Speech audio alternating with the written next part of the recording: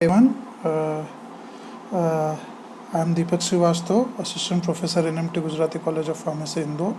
आज हम calibration of HPLC को डिस्कस करने वाले हैं। इसके पहले वाले वीडियो में हम एचपीएलसी के वर्किंग और बेसिकली मैनुअली वर्किंग को और डिफरेंट पार्ट्स को एचपीएलसी के and different types of HPLC and applications को डिस्कस कर चुके हैं।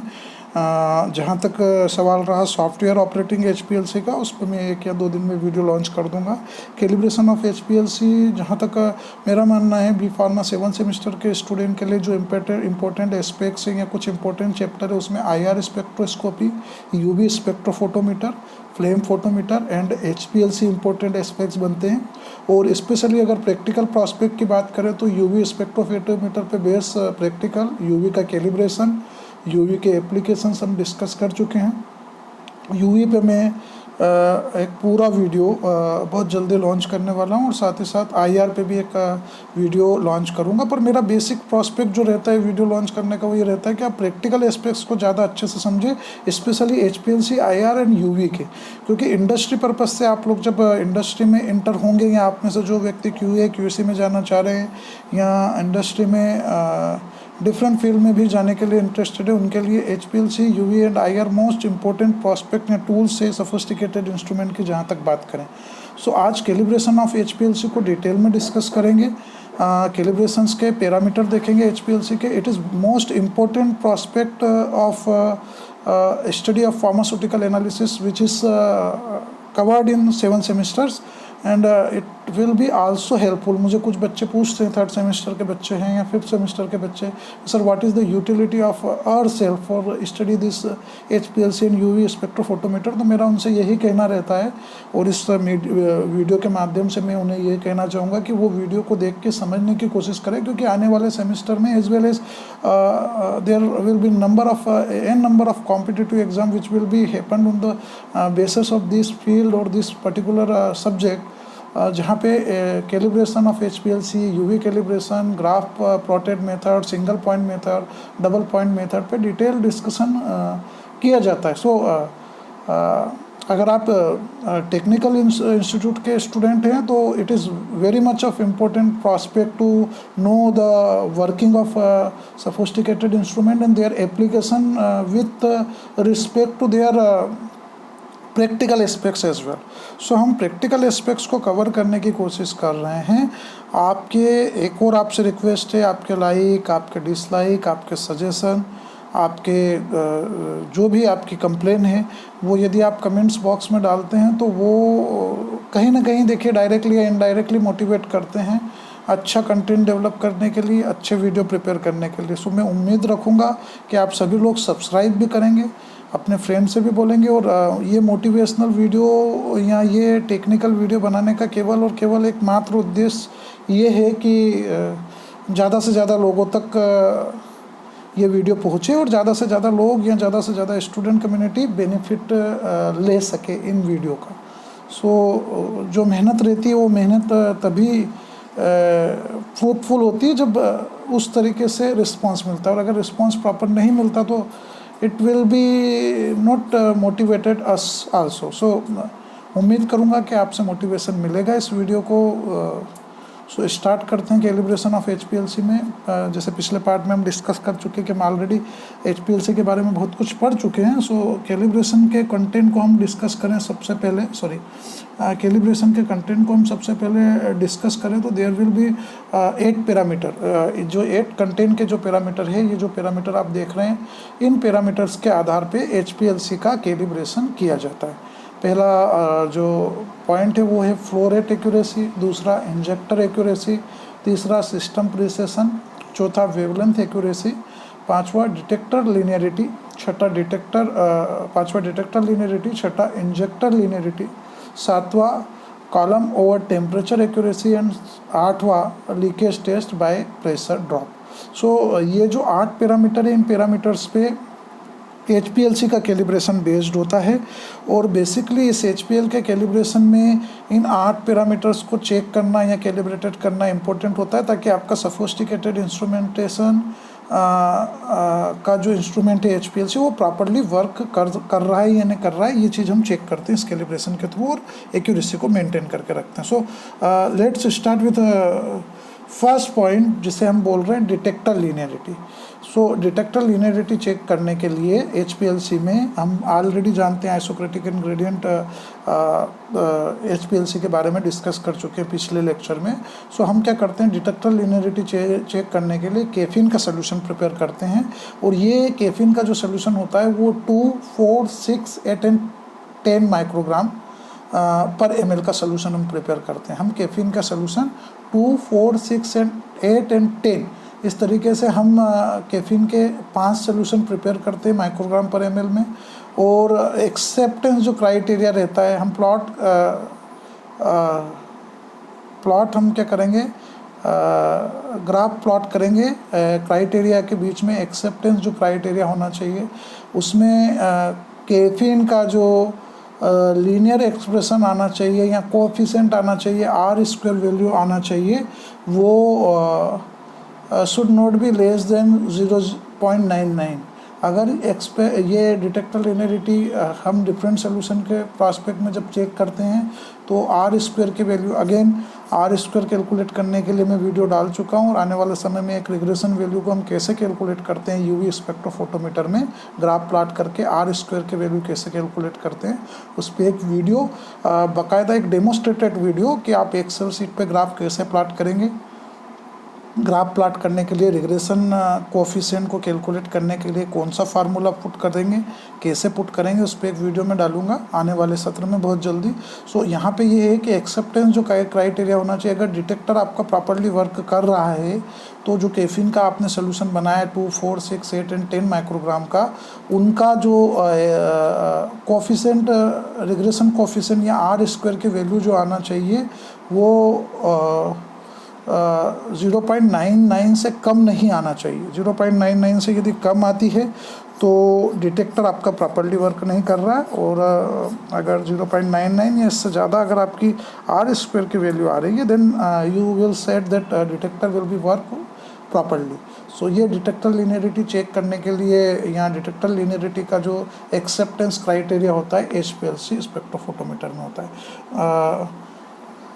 जो क्रोमेटोग्राफिक कंडीशंस होती है इस पर्टिकुलर ऑपरेशंस को या डिटेक्टर लीनियरिटी को ऑपरेट करने के लिए, वहाँ पे कॉलम जो यूज़ किया जाता है वो C18 टाइप का कॉलम यूज़ किया जाता है। इस C18 कॉलम का जो लेंथ होता है वो 150 नैनोमीटर से 4.6 नैनोमीटर एंड 5 माइक्रोमीटर तक होना चाहिए। जहाँ तक फ्लो रेट होना चाहिए डिटेक्टर का, वो सेट करना होता है 1.0 ml पर मिनट पे आपको फ्लो रेट डिटेक्टर्स का सेट करना पड़ेगा। इंजेक्टर वॉल्यूम या इंजेक्टर जो आप सैंपल इंजेक्ट करेंगे उसका वॉल्यूम 220 माइक्रोलीटर होना चाहिए, उससे कम नहीं होना चाहिए ना उससे ज़्यादा होना चाहिए। एंड रन टाइम आपको सेट करना है 15 मिनट्स का। कॉलम ओवर टेम्परेचर, जो कॉलम का टेम्परेचर, कॉलम ओवन का जो टेम्परेचर है वो आपको सेट करना होगा 25 डिग्री ±2 डिग्री सेंटीग्रेड होना चाहिए, इससे ज़्यादा नहीं होना चाहिए। और मोबाइल फेज जो आपको लेना है इस ऑपरेशन को परफॉर्म करने के लिए या डिटेक्टर लीनियरिटी कैलिब्रेशन को चेक करने के लिए, वो वाटर और मिथेनॉल का मोबाइल फेज होना चाहिए, जहाँ पे वाटर का कंटेंट 70 एंड मिथेनॉल का रेशो 30 वॉल्यूम होना चाहिए, वॉल्यूम पर लीटर वॉल्यूम होना चाहिए। सो ये आपका ये क्रोमेटोग्राफिक कंडीशन आपको सिस्टम की प्रिसिशन को मेंटेन करने के लिए, जब आप डिटेक्टर लीनियरिटी को चेक कर रहे हैं तो ये आपको रखना चाहिए। और आपका R² की वैल्यू, जिसको हम रिग्रेशन कोएफिशिएंट बोल रहे हैं, उसकी वैल्यू 0.99 से कम नहीं होना चाहिए, नॉट लेस देन 0.99 होना चाहिए। तभी आप ये बोल सकते हो कि जो डिटेक्टर है वो लीनियरिटी के एस्पेक्ट्स में या डिटेक्टर लीनियरिटी जो पैरामीटर है HPLC का कैलिब्रेशन के लिए वो एक्सेप्टेबल है या एक्सेप्टेंस क्राइटेरिया को फॉलो कर रहा है। सो ये पहले क्राइटेरिया की बात हो गई। दूसरा जो क्राइटेरिया हमारा कंटेंट का है जिसे हमें चेक करना है उसे कहते हैं injector linearity. Injector linearity check करने के लिए अगेन आप केफिन का सोल्यूशन बनाएंगे। केफिन का सोल्यूशन 10 माइक्रोग्राम पर ml होना चाहिए। इंजेक्टर वॉल्यूम जो होना चाहिए केफिन का वो 5, 10, 20, 50, 80 माइक्रो पर लीटर इंजेक्टेड सोल्यूशन होना चाहिए। ग्राफ जो प्लॉट होगा वो area under curve AUC versus volume of injection के बीच में प्लॉट होगा, जहां AUC को आपको y एक्सिस पे लेना है और वॉल्यूम ऑफ इंजेक्शन को आपको x एक्सिस पे लेना है। और ये जो पांचों वॉल्यूम है जिनकी बात हमने करी 5, 10, 20, 50 एंड 80 माइक्रो लीटर इंजेक्शन है, जो आपने कैफीन के 10 माइक्रोग्राम पर ml के सोल्यूशन से प्रिपेयर किए हैं, उनको सारे इंजेक्शंस को आपको इंजेक्ट करना है और उनका एरिया, इंडिविजुअल एरिया आपको कैलकुलेट करना है। 5 के लिए, 10 के लिए, 20 के लिए, 50 के लिए, 80 के लिए एरिया अंडर कर्व आपको सेपरेटली प्लॉट करना है। एंड एक्सेप्टेंस एरिया जो ग्राफ का होना चाहिए वो regression coefficient value, again R square value should not be less than 0.99। Again detector के साथ साथ इंजेक्टर लिनियरिटी को चेक करने के लिए भी एक्सेप्टेंस क्राइटेरिया 0.99 से ज़्यादा नहीं होना चाहिए। अच्छा, एक चीज़ और आपसे डिस्कस कर लें, चूँकि जो ये वीडियो है ये 15 मिनट से ज़्यादा का नहीं बनेगा, सो अगर इस पार्ट में हम पूरा नहीं कर पाए तो अगले पार्ट में हम क्राइटेरिया को ख़त्म करेंगे। चूँकि 8 पैरामीटर है और करीब करीब 10 मिनट का वीडियो हो चुका है। सो इसके बाद वाले पार्ट में, ये पार्ट 1 और पार्ट 2 में हमारा HPLC कैलिब्रेशन कंप्लीट हो जाएगा। अगेन मैं फिर से रिमेंबर करवा रहा हूँ आप सभी लोगों को, this is the most important aspects which is belongs to not only in the examination point of view, not only on competitive examination based pattern, but if you want to study higher in field of pharma, then there will be the most important prospect which we will discuss in today's class. So आप इसे ज़रूर prefer करें और ज़रूर देखें properly और समझने की कोशिश करें। अगला जो क्राइटेरिया, जो सिस्टम प्रिसिशन होना चाहिए, हमेशा सिस्टम मेंटेन कर रहे हैं। इसके पहले हमने देखा यहाँ सिस्टम प्रिसिशन जो होना चाहिए, कैफीन का सोल्यूशन 10 माइक्रोग्राम पर ml का होना चाहिए। इंजेक्ट जो कर रहे हैं 6 रेप्लिकेट जो होना चाहिए, सेम कंसंट्रेशन के रेप्लिकेट करना चाहिए। RSTD एंड RT वैल्यू जो पीक एरिया है वो मस्ट लेस देन 1 होना चाहिए। और जो 6 कंसंट्रेशन टाइम और 6 अंडर एरिया कर्व है ऑप्टेंड होते हैं, उनके बीच में हमें अलग अलग RT वैल्यू या टाइम के बीच में जो पीक है उन्हें ऑप्टेंड करना चाहिए और उन्हें कैलकुलेट करना चाहिए। RSD value, again RSD value important aspects है। हमने पिछले वीडियो में या पिछले वीडियो में हमने देखा था, UV स्पेक्ट्रोफोटोमीटर में हमने डिस्कस किया था कि डाइल्यूशन कैसे प्रिपेयर करना है, और उन्हीं डाइल्यूशंस को लेके हम यहाँ पे देखिए सारी चीज़ें एक दूसरे से को रिलेटेड होती है। सो हम यहाँ पे RSD कैलकुलेट करते हैं। RSD कैसे कैलकुलेट करते हैं उस पर भी एक वीडियो बेस्ड है जो मैं आपको बताऊँगा। अगला जो एक्यूरेसी पॉइंट है उसे बोलते हैं PDA detector. PDA detector accuracy को चेक करने के लिए कैफीन का 10 माइक्रोग्राम पर ml का सोल्यूशन बनाते हैं। HPLC को 3D मोड पे सिलेक्ट करते हैं। रेंज जो सिलेक्ट की जाती है वो 200 से 400 नैनोमीटर फिक्स की जाती है। PDA डिटेक्टर जो एक है मॉडिफिकेशन वर्जन है UV डिटेक्टर्स का। इस PDA डिटेक्टर से हमें 2 मोड पे वर्क करता है, एक नॉर्मल मोड पे और 3D मोड पे। हमें जब PDA डिटेक्टर की एक्यूरेसी चेक करना है तो हम उसे 3D मोड पे सेट करते हैं।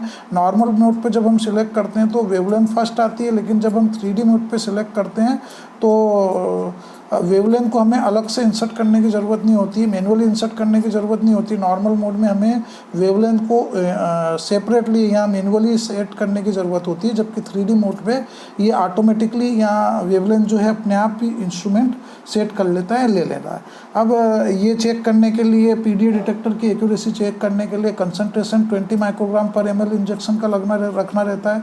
वेवलेंथ रेंज 2 तरह की सेट करना रहती है, 202 से 208 नैनोमीटर तक पहली वेवलेंथ, एंड दूसरी वेवलेंथ जो सेट करना होती है वो सेट करना होती है 269 से 275 नैनोमीटर तक।